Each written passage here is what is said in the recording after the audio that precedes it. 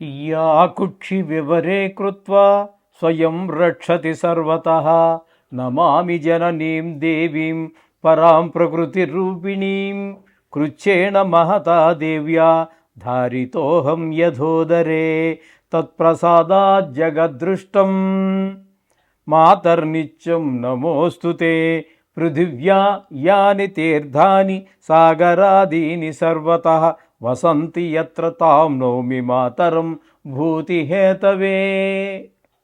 మాతృదేవో భవ పితృదేవో భవ. ఇప్పుడు మనము మార్చి నెల 2026 సంవత్సరంలో ద్వాదశ రాశుల వారికి గోచార ఫలితాలు ఏ విధంగా ఉన్నాయో సశాస్త్రీయమైన పద్ధతిలో మనం తెలుసుకునేటటువంటి ప్రయత్నం చేద్దాము. ముందుగా మేషరాశి వారికి ఎట్లా ఉన్నది అనేటట్టు తెలుసుకునే ప్రయత్నం చేద్దాం. మేషరాశి వారికి జన్మంలోనే శుక్రుడు ఒక 6 రోజుల పాటు సంచారం చేస్తూ ఉన్నారు. వ్యయ స్థానంలో అసలు ఆయన ప్రస్థానం ఎక్కడ మొదలైంది అంటే మీనంలో బయలుదేరింది. అక్కడ 25 రోజులు మీనంలో, అంటే మేషరాశికి వ్యయస్థానంలో ప్రారంభించారు ఆయన ప్రయాణం. కాబట్టి అక్కడ వ్యయస్థానంలో 25 రోజుల పాటు సంచారం చేస్తూ ఉన్నారు. తదుపరి ఆయన సంక్రమణం జరిగి మేషంలో ప్రవేశించి ఇక్కడ ఒక 6 రోజుల పాటు సంచారం చేస్తున్నారు. మార్చి నెలకు 31 రోజులు కాబట్టి 25 + 6 రోజులు 31 రోజులు అయింది ఈయన సంచారం. ఇక్కడ ఈయన యొక్క ఫలితాలు ఏ విధంగా ఉంటాయి? వ్యయస్థానంలో కూడా శుభ ఫలితమునిచ్చేటటువంటి ఏకైక గ్రహం ఏదైనా ఉందంటే అది శుక్రగ్రహమే. వ్యయస్థానంలో ఉన్నప్పుడు ఆయన అందరూ ఖర్చు పెట్టిస్తారు, ధన నష్టం చేయిస్తారు, అనేక రకాలైనటువంటి ఇబ్బందులు వాళ్ళు చేస్తుంటారు మిగతా గ్రహాలు. కానీ ఇక్కడ మనకి శుక్రుడు ధన ఆదాయాన్ని చూపిస్తాడు. అలాగే ధనాన్ని అకస్మాత్తుగా కొన్ని మనం ఊహించని విధంగా మనకి ధనాన్ని చేకూరే విధంగా ఉంటుంది. అలాగే మనకి విదేశాలకు వెళ్ళే వాళ్ళకి కొంత అవకాశం ఉంటుంది. చాలా సుఖాలు అన్నీ కలగజేసేటటువంటి ప్రదేశం వ్యయస్థానం. వ్యయస్థానం అనేటటువంటిది మనకి మిగతా గ్రహాలకు పోల్చుకున్నట్టయితే మనం ఒక దుష్టస్థానంగా చూస్తాం. కానీ ఒక శుక్రుడి విషయంలో గోచార రీత్యా మాత్రం ఆయన అద్భుతమైన ఫలితాలన్నీ కూడా మనకు ప్రసాదిస్తూ ఉన్నాడు 25 రోజుల పాటు. తదుపరి సంక్రమణం చెంది జన్మంలోకి వచ్చారు చూడండి. జన్మంలో కూడా ఏకైక గ్రహం ఒక్కటే, అదే శుక్రుడు. జన్మంలో కానీ వ్యయస్థానంలో కానీ అష్టమ స్థానంలో కానీ శుభఫలితాలు ఇచ్చేటటువంటి గ్రహం శుక్రగ్రహం. అలాగే బుధుడు కూడా ఉన్నాడు అష్టమ స్థానంలో ఒక్క దగ్గర మాత్రమే. జన్మంలోనూ వ్యయంలోనూ ఆయన కూడా శుభఫలితాలు ఇవ్వడు. మొత్తం మీద ఈ శుక్రుడు పూర్తి అనుకూలమైనటువంటి ఫలితాలు నెల రోజులు ఇస్తూ ఉన్నారు. అటు నీకు వ్యయస్థానంలోనూ జన్మంలోనూ కూడా. కాబట్టి ఎప్పుడు కూడా శుక్రుడు యొక్క ప్రభావం ఉన్నటువంటి జాతకులు ఎలా ఉంటారు అంటే ఎవర్ గ్రీన్లా ఉంటూ ఉంటారు. గెడ్డం మాయనివ్వరు, డ్రెస్సు నలగనివ్వరు, జేబులో డబ్బులు ఏమున్నాయో లేవో తెలియదు, కానీ ఒక అద్భుతంగా మెయింటైన్ చేయగలరండి వాళ్ళు. వాడిని చూస్తే ఏదో ఒక మంచి సౌండ్ పార్టీ, అంటే బాగా ధనవంతుడిలాగా కనిపిస్తూ ఉంటాడు. అతను చేసే ఖర్చు కూడా అలాగే ఉంటుంది. ఆ విధమైనటువంటి ప్రవర్తన అంతా శుక్రుడు వల్ల ఏర్పడుతూ ఉంటుంది. అలాగే ఈ లలిత కళలకు సంబంధించి ఏమైనా ఉన్నట్టయితే వాళ్ళు అందులో మరింత రాణించడానికి అవకాశం ఉంటుంది.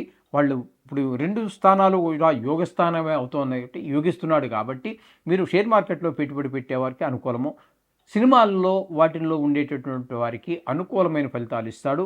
అట్లాగే మంచి ఆలోచనలు ఇవన్నీ కూడా ఉంటూ ఉంటాయి. అలాగే టీవీ రంగంలో ఉన్నటువంటి వారికి కూడా చాలా అనుకూలమైనటువంటి ఫలితాలు ఇస్తూ ఉంటాడు శుక్రభగవానుడు. ఇకపోతే 3వ స్థానంలో గురువు సంచారం 10వ తారీఖు వరకు వక్రంలో ఉన్నారు. తదుపరి కూడా వక్రం వీడి కూడా అక్కడే ఉంటారు ఆయన. కాబట్టి ఆయన ఫలితాలను మనం యథాతథంగానే మనం చెప్పుకోవచ్చు. గురువుకు ఒక ప్రత్యేకత ఉన్నది. ఆయన వక్రించినా కూడా ఉన్న స్థానంలో కొద్దిగా ఫలం తగ్గినప్పటికీ అదే ఫలితాలు ఇస్తాడు అని చెప్పేసి కాంట్రవర్సీ ఉంది. కొంతమంది వెనక స్థాన ఫలితాన్ని చెప్తున్నారు, రకరకాలుగా ఉంది. అయితే ఇక్కడ మనం తృతీయ స్థానంలో గురువు గోచార రీత్యా యోగించజాలడు. అంచేత మనం ఎవరి నుంచైనా కొన్ని సహాయ సహకారాలు మనసుగా మాట సహాయం కావచ్చు, ధన సహాయం కావచ్చు, ఏదైనా ఒక సహాయం కనుక మనం వారి దగ్గర నుంచి ఆశించి ఉన్నట్టయితే వారెవరూ మనకి అనుకూలమైన ఫలితాలు అయితే ఇవ్వరండి, మనకు సహకరించరు. ఉన్నా కూడా వాళ్ళకి మనకి ఇవ్వడానికి మనసు రాదు. ఈ విధంగా సహకారం లేకపోవడంతో కొంచెం ఒంటరి పోరాటం చేయవలసిన పరిస్థితి ఏర్పడుతూ ఉంటుంది గురువు వల్ల. ఇకపోతే వీరికి పంచమ స్థానంలో కేతుగ్రహ సంచారం జరుగుతుంది. ఈ పంచమ స్థానంలో కేతుగ్రహ సంచారం ఏ విధమైన ఫలితాలు ఇస్తుందండి అంటే ఇక్కడ ముఖ్యంగా సంతానం మీద దుష్ప్రభావం చూపిస్తుంది. వారు చదువు మీద శ్రద్ధ తగ్గటము, ఆటల మీద శ్రద్ధ పెరగటము, ఆటల్లో ఆడేటప్పుడు పిల్లలకి గాయాలు అవ్వటము ఇవన్నీ సహజంగా ఉంటాయి. అదే ఇంటర్మీడియట్ ఆ రేంజ్లో చదువుతున్నటువంటి పిల్లలైతే, డిగ్రీ అవి చదువుతున్న పిల్లలైతే వాళ్ళకి వయసు పెరుగుతుంది. దుష్ట స్నేహాలకి అలవాటు పడే అవకాశం కూడా మనకి గోచరిస్తూ ఉంటుంది. వాళ్ళని ఒక కన్ను వేసి ఉంచాలి, ఏ విధమైన స్నేహాలు చేస్తున్నాడు అనేటటువంటిది. లేకపోతే ఈ దుష్ట స్నేహం అనేది మనిషి జీవితాన్ని చాలా దురవస్థలు పాలు చేసే పరిస్థితి కూడా ఏర్పడుతూ ఉంటుంది, ఈ చెడు స్నేహం అనేటటువంటి. ఈ విధంగా ఈ కేతు యొక్క ప్రభావం ఈ విధంగా ఉంటుంది. ఇకపోయినట్టయితే ఏకాదశ స్థానంలో 4 గ్రహముల యొక్క సంచారం జరుగుతోంది. ఏకాదశి స్థానంలో నెల పూర్తిగా మీకు రాహు ఉంటున్నాడు. ఆ ఏకాదశి స్థానంలో ఉన్న కారణంగా ధనానికి ఏ విధమైనటువంటి లోటు రాదు. మీరు ఏ వ్యవహారం చేసినా అందులో పూర్తి విజయాన్ని సాధించగలుగుతారు. అలాగే ధనానికి ఎట్టి పరిస్థితుల్లోనూ కూడా లోటు వచ్చే పరిస్థితి కనబడదండి. మీ ఇంట్లో కుటుంబ సభ్యులు, అన్నదమ్ములు వాళ్ళందరూ కూడా మీకు చక్కటి సహకారాన్ని అందిస్తూ ఉంటారు. ఈ విధమైన ఫలితాలన్నీ రాహు ఇస్తున్నాడు. అదే ఫలితాలు కుజుడు కూడా పూర్తిగా కుంభంలో, అంటే మేషరాశి లాభస్థానంలోనే ఉన్నారు. ఇప్పుడు మనం ఏవైతే మనం కుజుడు గురించి చెప్పుకున్నామో, ఏ విధంగా మనకు ఉపకరిస్తున్నాడో అదే విధంగా కుజుడు కూడా ధనానికి ఏమాత్రము లోటు రానివ్వడు. అలాగే మీ కుటుంబ సభ్యులు సహకరిస్తారు. మీరు ఏ పని మొదలెట్టినా అందులో పూర్తి విజయాన్ని సాధించగలుగుతారు. ఈ విధమైనటువంటి ఫలితాలన్నీ కుజుడు కూడా ఇస్తూ ఉన్నాడు. ఇకపోతే అదే స్థానంలో బుధుడు వక్రించి కుంభరాశిలో ఏకాదశ స్థానంలోనే ఉన్నారు. ఆయన కూడా అదే ఫలితాన్ని ఇస్తూ ఉన్నారు. ఎందుకంటే రవికి హస్తంగతం అయి ఉంటారు కాబట్టి ఆయన సామాన్యంగా రవి ఏ ఫలితాన్ని ఇస్తూ ఉంటారో అదే ఫలితాన్ని ఆయన కూడా ఇస్తూ ఉంటారు. ఏ గ్రహం అంటే రవినే కాదండి, ఏ గ్రహంతో కలిస్తే ఆ గ్రహంతో పూర్తిగా ఆయన ఇచ్చేటటువంటి ఫలితాలు ఇవ్వడం ఆయన యొక్క సహజమైనటువంటి గుణం. కాబట్టి ఇక్కడ కుజుడు ఉన్నాడు, రవి ఉన్నాడు, రాహు ఉన్నాడు. మొత్తం మీద అందరికంటే ఎక్కువ ఆయన ఇచ్చేటటువంటి ఫలితం ఎవరిని అనుసరించిస్తాడు అంటే రవిని అనుసరించే ఎక్కువ ఫలితాలు ఉంటూ ఉంటాయి. కాబట్టి రవి ఇక్కడ మీకు 14వ తారీఖు వరకు మాత్రమే ఉంటున్నారు. అప్పటి వరకు ఇక్కడ అందుచేత ఇక్కడ ఏంటంటే మన బుధుడు పూర్తి ఫలితాన్ని ఇస్తూ ఉన్నారు. బుధుడు కూడా మనకి ఏకాదశ స్థానంలో పూర్తి ఫలితాన్ని ఇస్తున్నారు. ఇక రవి 14వ తారీఖు వరకు మీకు కుంభంలోనే సంచారం చేస్తున్నారు. అక్కడ వరకు ఏకాదశి స్థానం కాబట్టి ఆయన కూడా ధనానికి లోటు లేకుండా, ఇక్కడ ఉన్నటువంటి రాహు, బుధ, కుజ, రవి 4 గ్రహాలు కూడా పూర్తి శుభఫలితాలు ఇస్తున్నారు, ధనానికి ఈ విధమైన లోటు లేకుండా. అయితే రవి మధ్యలో సంక్రమణం చెంది మీకు వ్యయస్థానం అయినటువంటి మీనంలో ప్రవేశిస్తున్నారు. అక్కడ వ్యయస్థానంలో రవి అనుకూలమైన ఫలితములను ఇవ్వజాలరు. అక్కడ ఆయన చేసే పని ఏంటంటే కొంచెం ధన నష్టం అయ్యేటువంటి అవకాశం, ధనం ఖర్చు అయ్యేటటువంటిది. అలాగే కొంతమందికి విదేశీయానానికి వెళ్ళేటటువంటి వారికి అనుకూలమైనటువంటి పరిస్థితి వచ్చినప్పటికీ కొంతమందికి దుర్మార్గులు కొంతమంది ఉంటారు కదండి. ఎందుకంటే ఇది రాశిగతమైనటువంటి ఫలితం. ప్రపంచవ్యాప్తంగా తీసుకుంటే సుమారుగా 70 కోట్ల మందికి వర్తిస్తుంది. కాబట్టి అందులో పరమ పూజ్యులు ఉంటారు, పరమ దుర్మార్గులు ఉంటారు. అటువంటి దుర్మార్గులకి కారాగార శిక్ష ఇట్లాంటివన్నీ పడేటువంటి అవకాశం ఉంటుంది. కొంచెం మనోవిచారం కూడా కనబడుతూ ఉంటుంది. ఈ విధమైన ఫలితాలన్నీ ఆ 15 రోజులు మాత్రం ఆ రవి ఇస్తున్నాడు తప్పితే అక్కడ ఏకాదశి స్థానంలో ఉన్న 4 గ్రహాలు కూడా ఉన్న రోజులు మంచి అవకాశాలు, మంచి శుభఫలితాలు ఇస్తూ ఉన్నాయి. ఇకపోతే వ్యయ స్థానంలో శని పూర్తిగా ఉంటున్నారు. అంటే ఇది ఏలినాటి శని జరుగుతూ ఉన్నది మేషరాశి వారికి. నెలంతా కూడా అక్కడే ఉంటారు. ఆయన ఇంకా చాలా కాలం ఉంటారనుకోండి.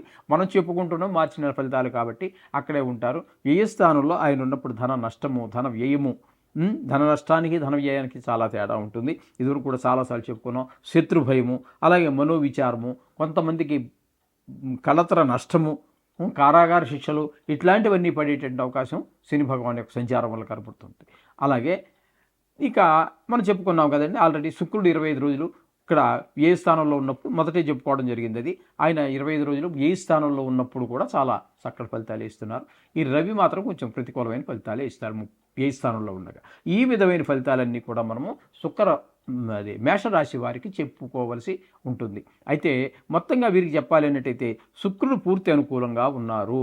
అలాగే రాహువు పూర్తి అనుకూలంగా ఉన్నారు.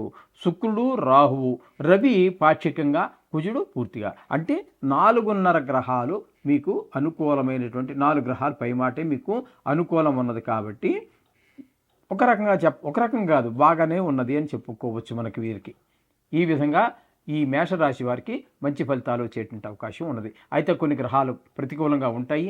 వాటికి మనం కొన్ని సంవత్సరాలుగా మనం చెప్పుకుంటూనే ఉన్నాం. నవగ్రహాలకు సంబంధించిన శ్లోకాలు కానివ్వండి, ఇక మీరు దేని దగ్గరికి వెళ్ళినా నవగ్రహాలకు సంబంధించి దీనికంటే పెద్దగానే ఉంటాయి కానీ చిన్నగా అయితే ఉండవు. విష్ణు సహస్రనామ పారాయణ అద్భుతం, కానీ అదంతా గంటసేపు దగ్గరగా 40 నిమిషాలు 50 నిమిషాలు ఉంటుంది అది. అలాగే ఈశ్వరాభిషేకం 1.5-2 గంటలు ఉంటుంది. అది ప్రతిరోజు మనం చేసుకోవాలంటే అది రోజు చేసుకునేటటువంటి ఇంట్లో పంచాయతనం ఉన్నటువంటి వారికి మాత్రమే సాధ్యపడుతూ ఉంటుంది. శివలింగం పెట్టుకున్నటువంటి వారికి అది దానికి నమ్మక చమకాలు ఇవన్నీ రావాలి.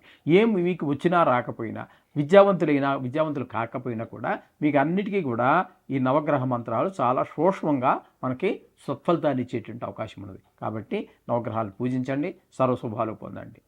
శుభం.